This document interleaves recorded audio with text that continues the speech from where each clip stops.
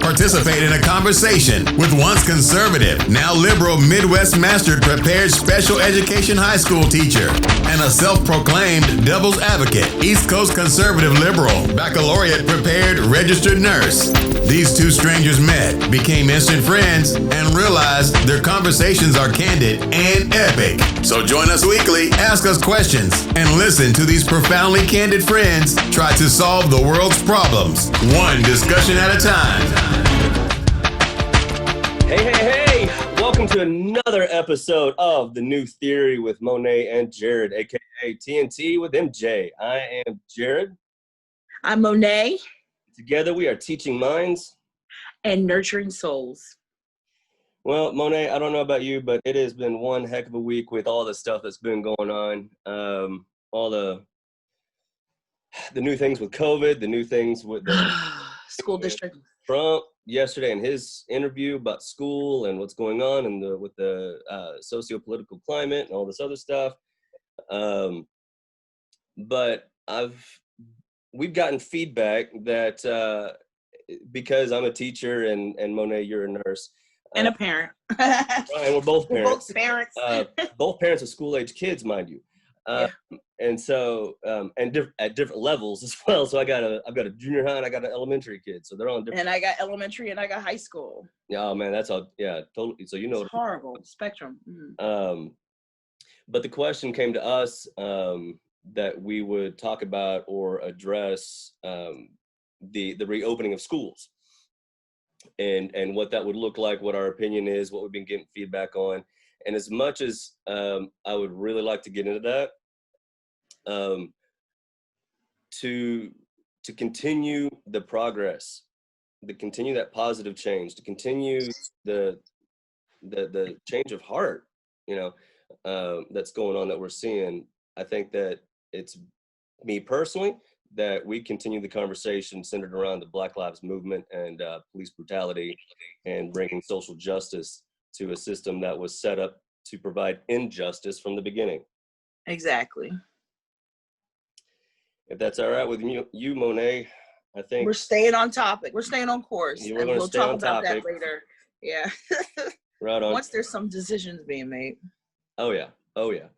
So Monet, I'm going to give you the floor. You got the first question. Okay, I kind of want to knock this one out the blocks. I'm not going to go in order because I'm very curious. All right. So is there discrimination, racism, different from racism within, is that for me? Yeah, that was my question to you. Oh. Okay. Got you. I'm reading the wrong one. This is your second one. Right. Now that the Black Lives Matter movement is going and staying, how would you gauge your self-esteem, your identity as a white man in this whole process? Yeah, we were just talking about that at the beginning. Yeah. For those that we recorded these, we're face-to-face using Zoom. But I don't know if Monet is able to see this, but I'm physically shaking. Yes. No, I can see it. You're red in the face. I'm red in the face. My blood pressure's up.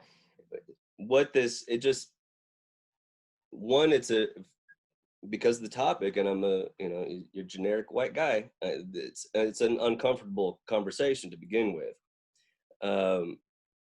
But I need to push forward. I need to press through that if I want true change within myself. So first off, I have to get over that.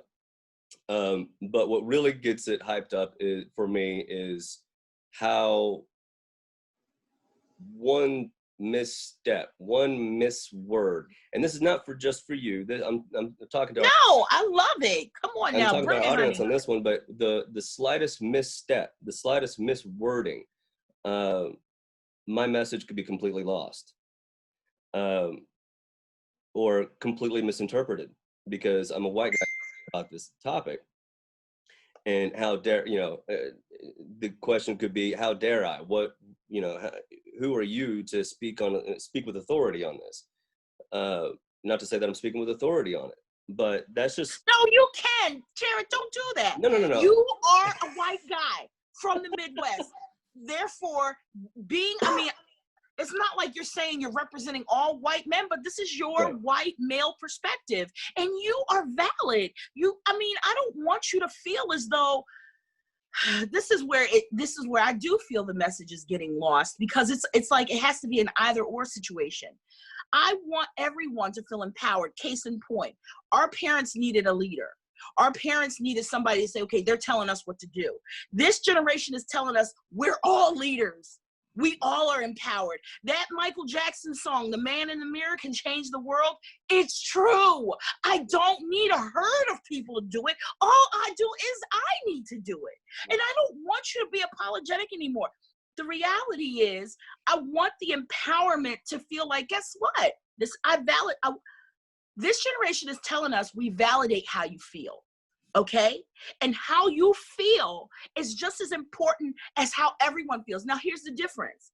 If your feelings are of a negative construct or a negative aspect, or if they're going to somehow harm someone, or you're saying, hey, I feel this way, but I have a feeling that it's probably not in, the best interest, or the flip side, in everyone's best interest, I feel this way for myself, and you're okay with your oneness.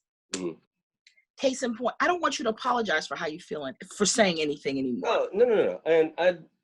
And for those listening, when she's tired of me apologizing, we talk daily. Yeah. And so, or at least almost daily. And so there's a lot of different conversations going on. And so I might misinterpret what she says because it's through text. And so I'm apologizing. And she's like, don't apologize. I'm like, but I misunderstood you. And so, I'm just quick to do that. And it's fine. I do it too. But the thing is, I'm finding when I meet, because I'm a big personality. I know what it is. Okay. And I find that, I don't want to offend, because it's like what white society has learned to this point is that they realize, okay, there's some things like racism is bad. Okay. We've all got that. We don't call them Negroes. We call them African Americans now. They will accept Black. I don't want to offend. And it's like, okay, what you're telling me with your frigid, discussion in certain aspects, and not you, I'm talking about white people in general, right. That when they come to me, they're almost humbling. Like, I want to learn from you, but I'm kind of scared because I don't really want to hate myself. And it's like, you're not going to hate yourself. Are you an asshole? Okay, you're not. And what you're telling me, see, let me reiterate what I said in our first episode. I am still dyslexic. As a matter of fact, I had a conversation with my 16-year-old son last night. You know what my favorite childhood book was? It was Amelia Bedelia. And the reason why I loved her, because she took everything literal. Being this type of dyslexic, okay, I take things very literal, and I have to kind of reorganize them and restructure them in my head so that I can understand. I know what it's like to not know something. I know what it's like to not know a lot of stuff. Yeah. And I know that fear, that anxiety that comes. Do you know what I'm saying? Yeah. I wrote you that question because I know this is my brother, and I say it often.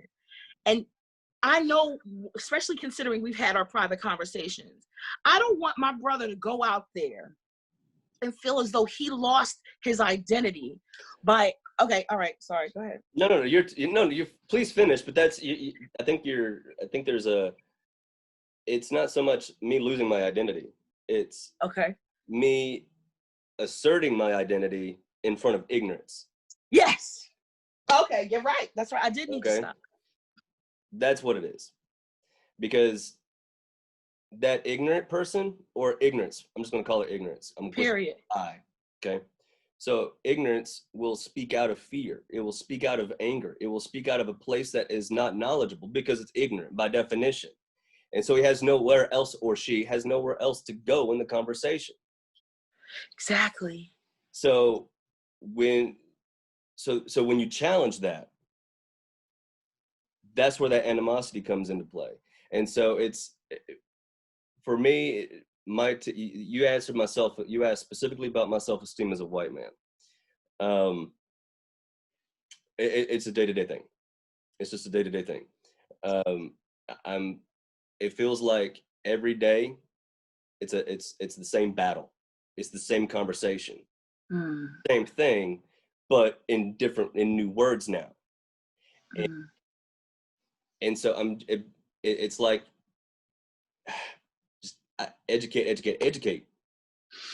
You can only educate. So the person learning has to do something with it. Yes. To be learning involved. I can give the information all day long, but if you're not going to absorb it, if you're not going to take it in, if you're not going to much less read it or acknowledge it, there's my problem. Yeah. You know, so if you're going to stay in your blatant ignorance, I don't know what my self-esteem would be, or what you can tell that I'm getting amped up. I'm getting fired. Yeah. That's where my anxiety comes into play, because this takes a lot. This takes a lot of energy. It does. So this is my point of that question, knowing, you know, just coming from a nursing perspective and you coming from an education perspective, what is the psychological state of Americans when they're faced with so much information? I mean, it is literally like somebody is vomiting on us, which but that's a horribly graphic visual, but it is. No, but it's constant. It's constant. And the thing is, my objective, like coming from a nursing perspective, is I want people to own their oneness. I want people to focus on their mental health. I want people to realize that inherently, especially those like yourself and myself that are fighting for justice and goodness and education in people, I want us to stop and focus on our goodness. I want us to stop and focus on the objective and knowing that regardless if I was a man, a woman, white, black, Hispanic, and the list goes on, am I a good person? Am I gonna, and what's happening is the far right wants us to have a far left. And even though we may be liberals, okay, conservative, liberal, whatever, I don't want to start replicating that behavior that, well, because now I'm meeting your ignorance. Now, the only way I think I can communicate with you is ignorance. No, that's not going to work. And so I realize sometimes it is a lot to say, it's a lot to say enough.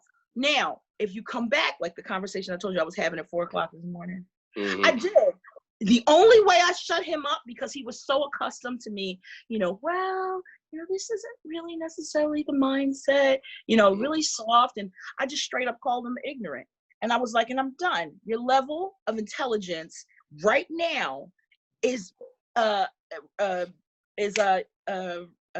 identified by your last statement. I'm sorry. Alzheimer's a little bit. You're good. And I did say Alzheimer's, okay? I didn't say timers. All right, yes, I did. But anyway, needless to say, it was like, your last statement. And I think him looking at it made him shut up. And then I called him ignorant, and I'm done. I'll have nothing else to say. And then, of course, then this, well, I bid you good day. Okay, I was already done, but. And so, if you need the last word, go ahead. Yeah, right. Go ahead, enjoy that.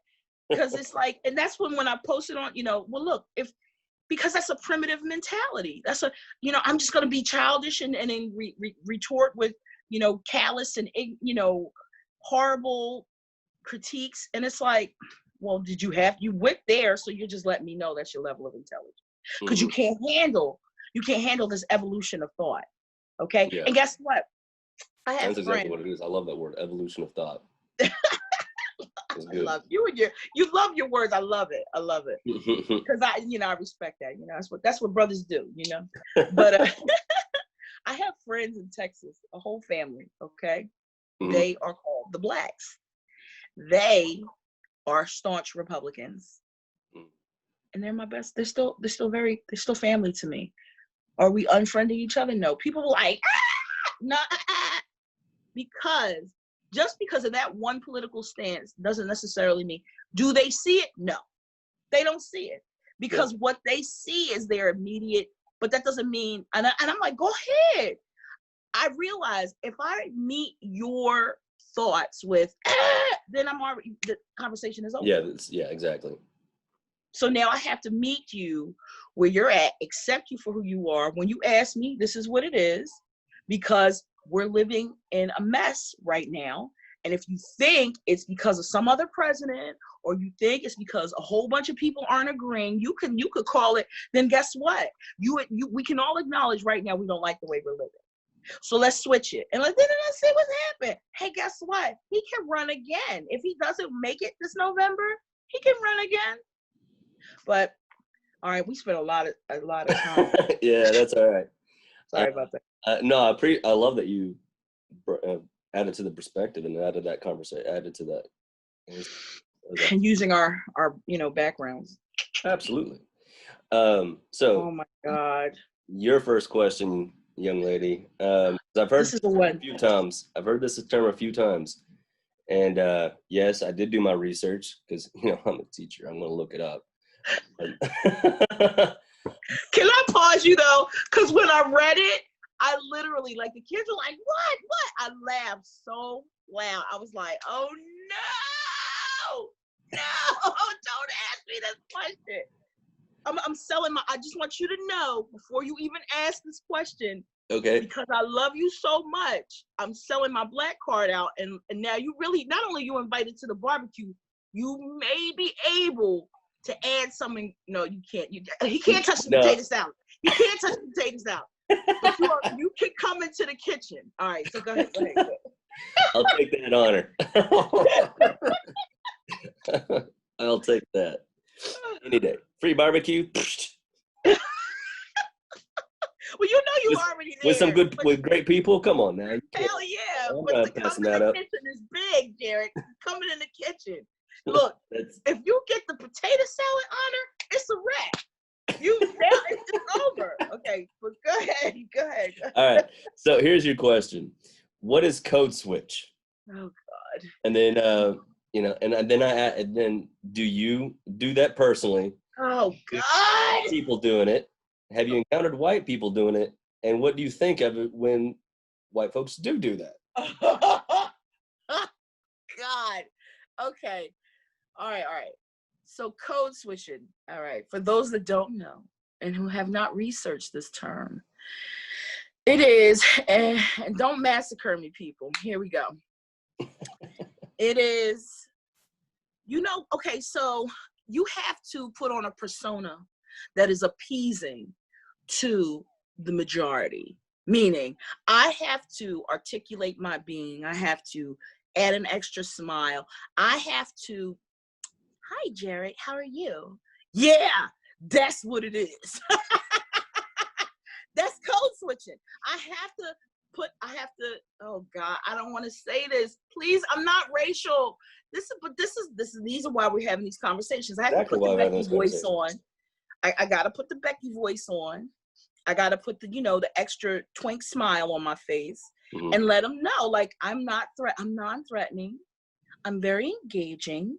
I'm intelligent enough to have this conversation with you, and I want you to feel comfortable. God, now. So it's more than just the vocabulary, the words that you're using. It is a persona. Oh, wow. You literally have to, because let me tell you something. 99.9% of the time I get interviewed, especially if they're white people, I have to put Becky on. I have to code switch in order to make her feel, or him feel, as though I am going to be a team member and I'm going to replicate the environment you are accustomed to. If it's 9 times, it's true. So, and then you're saying, now, do white people do it? Okay. When you meet, I'm gonna call her Tasha. She's probably, like a Sandra or something like that, but she's a white woman that now has embraced herself or put herself in an all-black community. So she'll put Tasha on with the head shaking and the ends of, dropping of some consonants and stuff like that. And it's like, and I have to tell them straight up, I'm not that one. Be yourself, okay? But then some of them were raised around Black people, so they don't know nothing else but to be like that. So, and even some of us, especially if we were friends from childhood, we like, yo, you gotta code switch. You gotta use your privilege. We didn't call it privilege. We said you gotta use your white. You know what I'm saying? God, I hate you. Be like, don't tell them we do that. What's gonna happen? Don't give away our secrets. I know, don't give away our secrets, because they're gonna be like, is this the authentic you? And it's like, yes, in some respects. Does it make you feel comfortable? Because honestly, well, no, I'm not even gonna lie. Okay, so I'm rocking it for a reason, okay, because I have it and it's big, my afro. Yeah. And it looks cool. It looks great. I love you for that. And I haven't even picked it out to its mat, but it's still a good, what was that, 8 inches out from my head.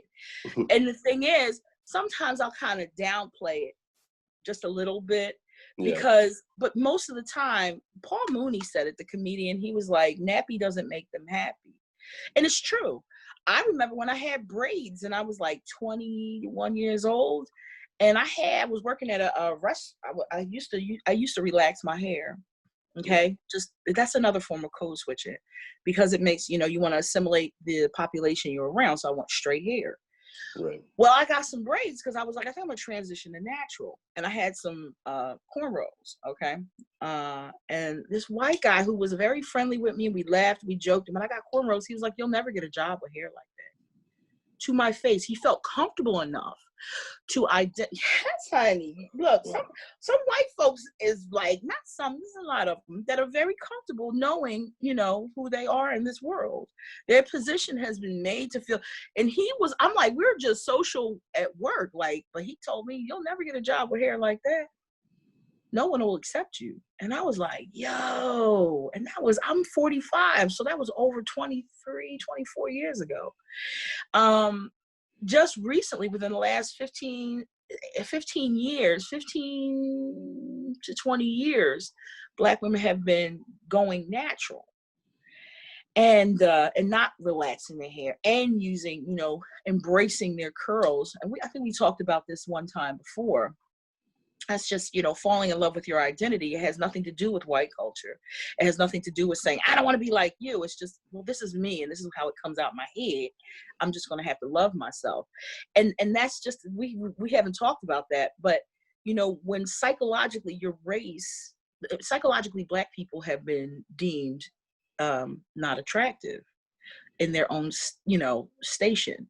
And that's around the world. Bleach whitening, even Asian people do it, which I found, actually found that out a few years ago. I was like, what? But bleach whitening is huge. So from lightening your skin to straightening your hair to assimilate what we deem as what society has told us this is the ideal image, because when you are one of the largest races, your European looks on the planet, then, I see Hispanic people dyeing their hair blonde. Like, it's pervasive. And it's like, but you look like this, and what you look like is beautiful. And you shouldn't want to change it. You should embrace it.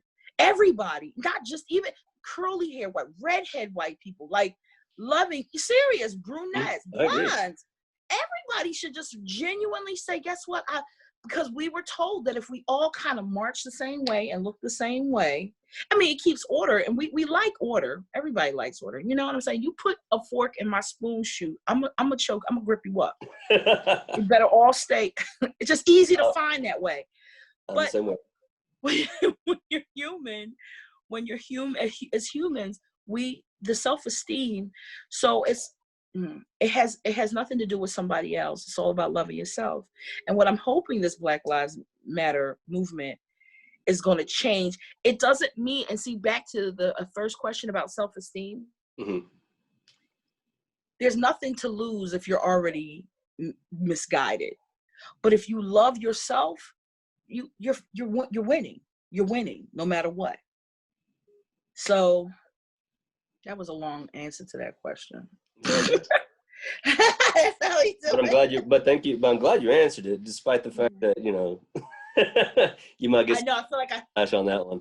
I'm losing a couple of black cards. They're like, no, I'm serious. I have a feeling people won't go to their job interview and be like, well, do I act like Rashamika or do you know like what? Am I going to act like a cartoon, a caricature?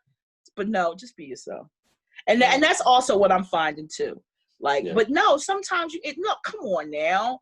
When the mortgage people call or you're about to get approved for a loan, hello, how are you? But see, real shit, everybody does it. Yeah. Everybody. Yeah, white people do it too. Like, you know, how you talking to your kids and you're like, okay, yes, sir. Mm-hmm, no problem. I mean, you know what I'm saying? Yeah, the vernacular changes depending on who you're talking to. So I can... Yeah. Basically, that's all it is. But yes, that it does have a term because black people will call each other out on it. Be like, "Hey, turn that coat off, girl. You got around them." That is horrible. All right, your turn. Oh, my question. Here we go. Let's see. Read the right list this time. I know, right? I was asking my own question. Oh boy, there we go. Here we go.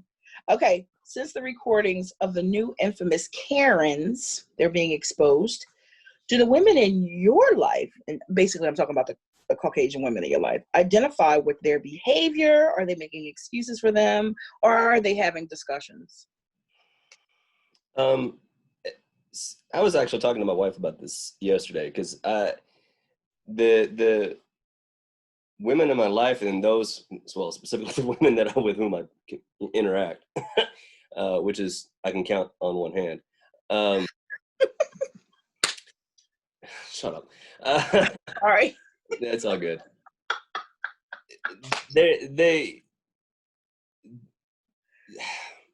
They're quote, I guess, woke. For all intents. Oh yeah, so they wouldn't. That's that. So like, they're, it's like, yeah, they're not even gonna. I know. I wanted to ask this but I will say that. Public. But go ahead.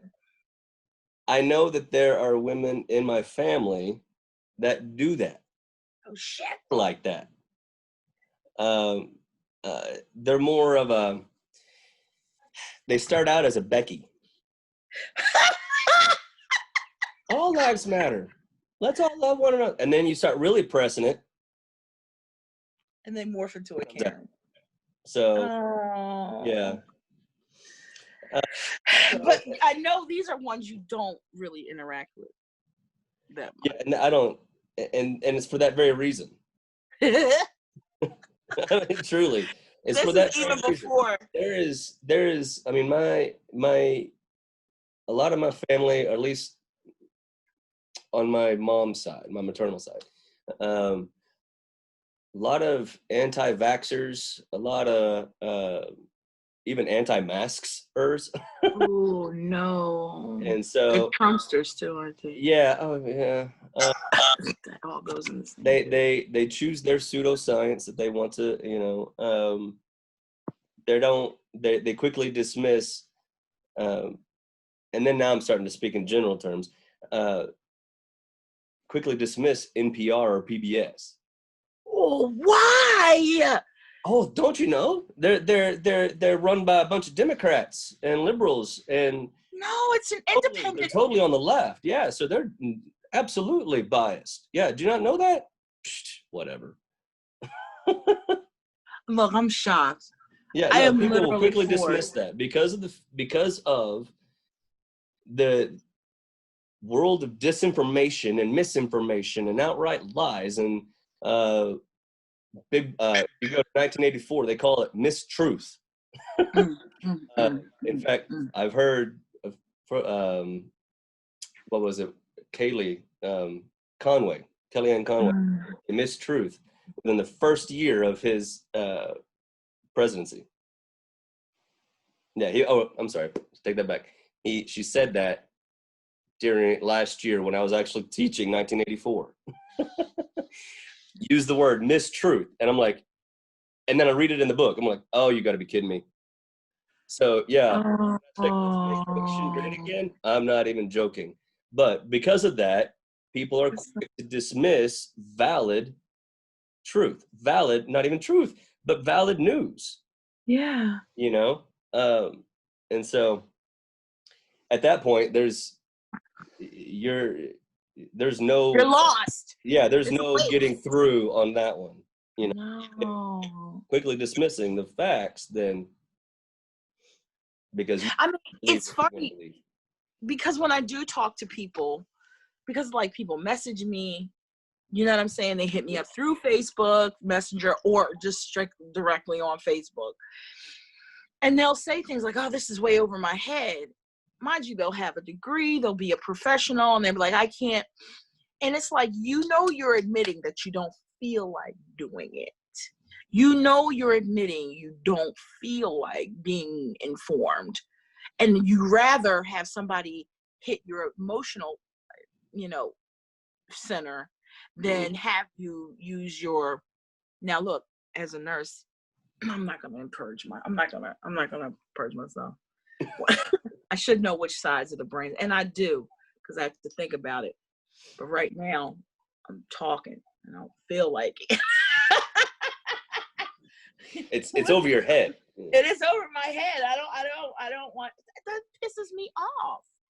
It's like, if you're talking to me about this, there's a part of you that's saying, hey, let's talk to Monet and get some more information. And then you're like, okay, we'll do this. And they're like, nah, then leave me alone. Yeah, that's kind of where I'm at. If you're not even going to consider the things that I'm going to suggest to you, and even if it's a simple Google search, exactly, this article, and you come back and say, if you're not willing to do that, you don't be talking to me.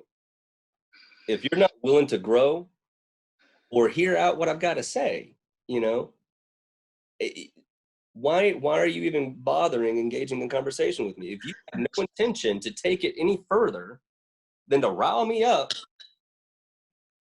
then don't come. Don't. Because they want you to respond in that primitive way.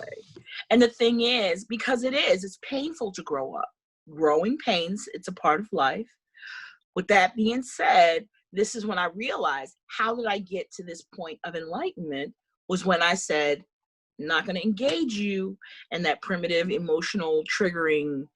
I'm going to just focus on, well, I tried. I know you're a good person. You want to talk about flowers? Does that make you feel better? You want to talk about Saturday? Okay. Yeah, we can do that.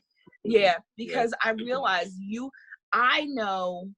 And this is almost like if you ask a Black person, how do y'all deal with it? Like, you know, you have all this information, you have all this knowledge, you know this was going on, and you're dealing with masses of people that could care less how you feel, what you think. You say, you know what? I communicate with the ones I can and interact and love the ones I can. And for the rest of them, I know I'm just talking to a bunch of toddlers. You want to talk about you would talk about your crayons. You would talk about Play-Doh. Okay.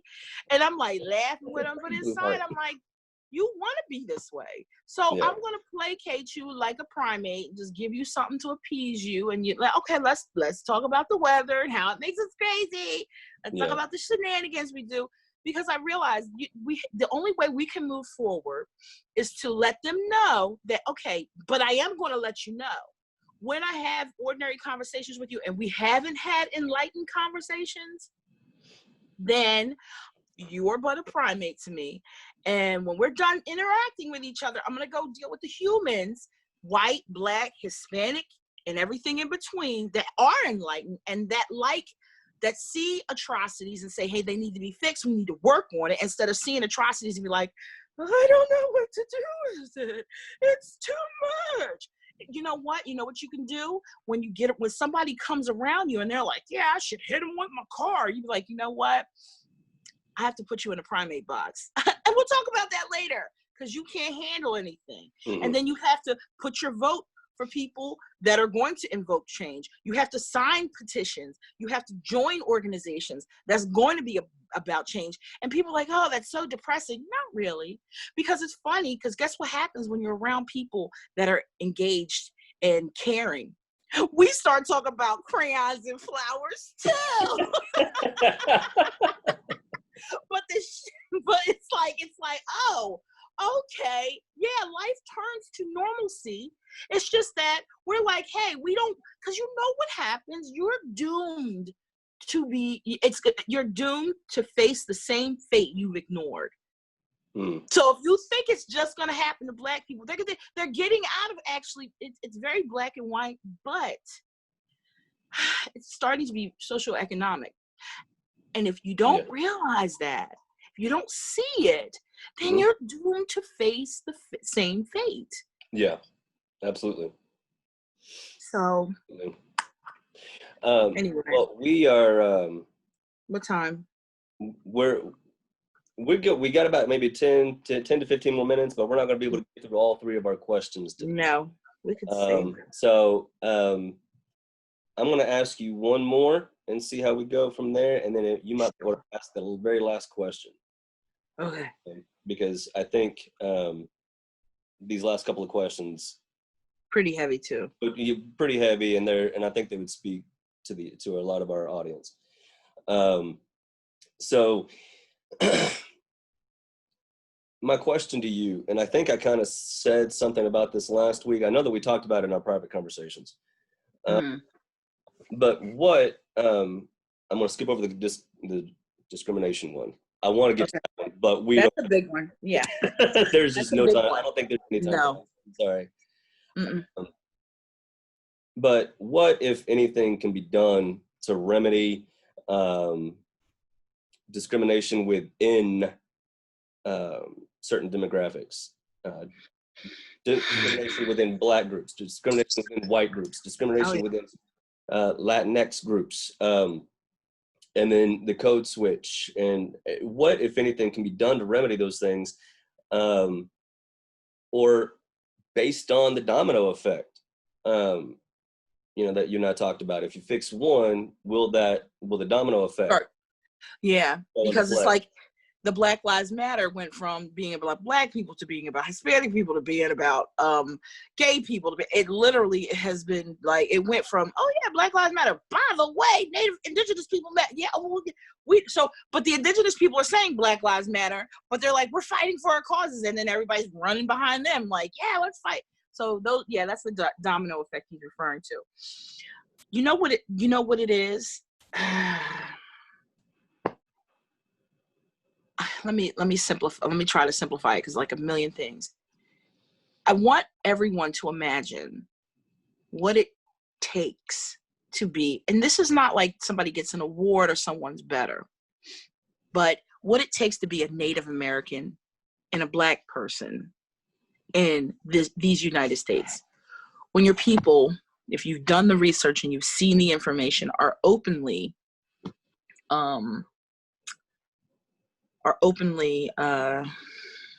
searched, are openly harassed and discriminated against. How do you keep your self-esteem up, and how do you keep from snatching everybody up and I can't stand all white people.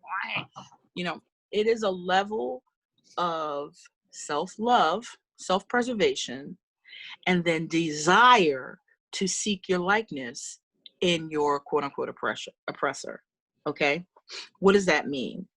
I don't look at all white people as evil. Some Black people do.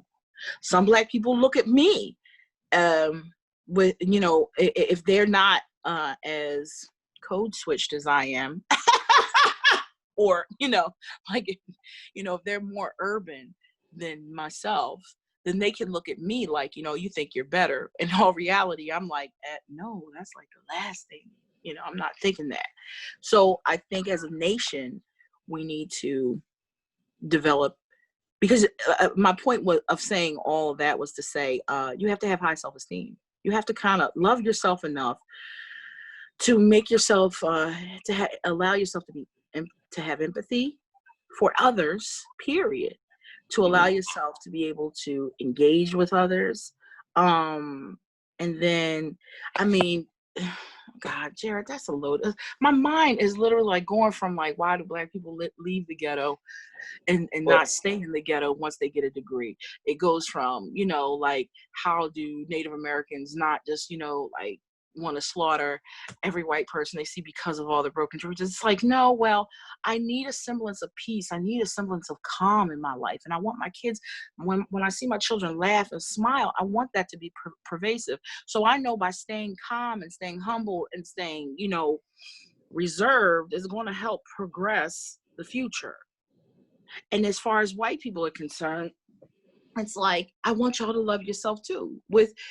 On the mass scale, it's like, am I going to lose my identity if I sympathize with people other than myself?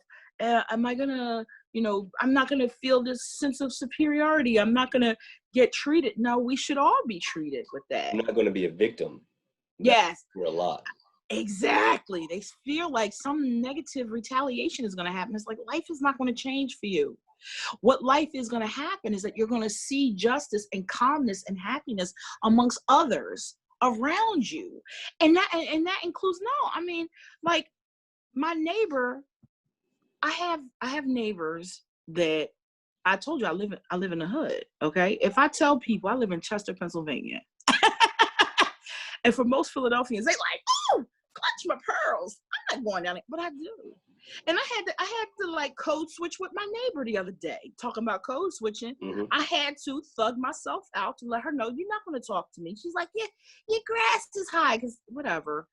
The very front of my house, I have a guy cutting, but I'm trying to decide what I'm going to do with this one patch. It kind of looks like a butterfly garden, but that's none of her business. Digress.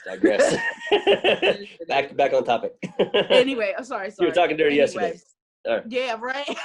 Yeah. But no, but then I had to use my intellect in a sense to kind of sway the conversation, not necessarily intellect, but I had to sway the conversation so it wouldn't turn into something violent. Yeah.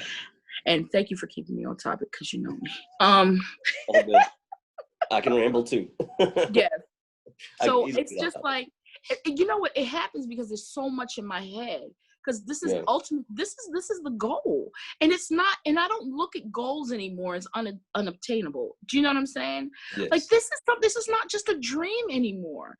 This is a reality. Once we realize that, guess what? I love myself so much. It's so easy to love other people. And guess what? We find it's science. You find your likeness. Do you know what I'm saying? Mm-hmm. You find you're like, oh, and if it's more of us having general concern, being cognizant of all of our responsibilities, I'm not just going to go out and be an animal, start bopping people upside the head. I'm not going to go out. Every time somebody says something, I'm not just going to be negative or nasty. I'm going to stop and I'm going to think and be like, okay, that's not this. I should not respond that way, because I feel that anxiety raging inside of me and that desire to just want to be and say, I actually have control over that. And it does feel good to even, control that part of yourself. Mm-hmm. So I do believe, is it going to take work? Yes. Is it impossible? Absolutely not. It is not impossible. And loving of self, loving of community, loving of, and it's not like we're going to walk around like a bunch of goofballs just smiling and but sometimes it is fun. I do that. I do it a lot. I do. If I didn't have to wear a mask all the time, they'd be like, what's wrong with her? I'm like, I'm high off life. Leave me alone. That's awesome. And we're going to leave it there, because that was a real positive way to end that, a rather deep conversation. So with that being said, guys, we want your feedback. Please. Questions. We want engagement. We don't want to just supply, so to speak. Yes. We want you involved in the conversation. So to do that, you can follow us on Twitter. You can find us on Facebook. You can find these podcasts on Spotify, Google Podcast, iHeartRadio, Spreaker, but we'll also be sharing a lot of the links. But you can find us Facebook and Twitter, TNT with MJ. Just like that. Actually, TNTW MJ. Slash MJ. Yeah. Mm-hmm. Not terribly hard to find. And then our email, guys, TNT with, that would be WITH, MJ. So TNT with MJ @gmail.com. Please hit us up. Please let us know. Give us the feedback. Give us the questions. What do you think? All that good stuff. So last opportunity, Monet. Final word, and then we're going to end it. Just remember to be kind and be nice and think. Till next time. Till next time. Thank you, guys. Bye-bye.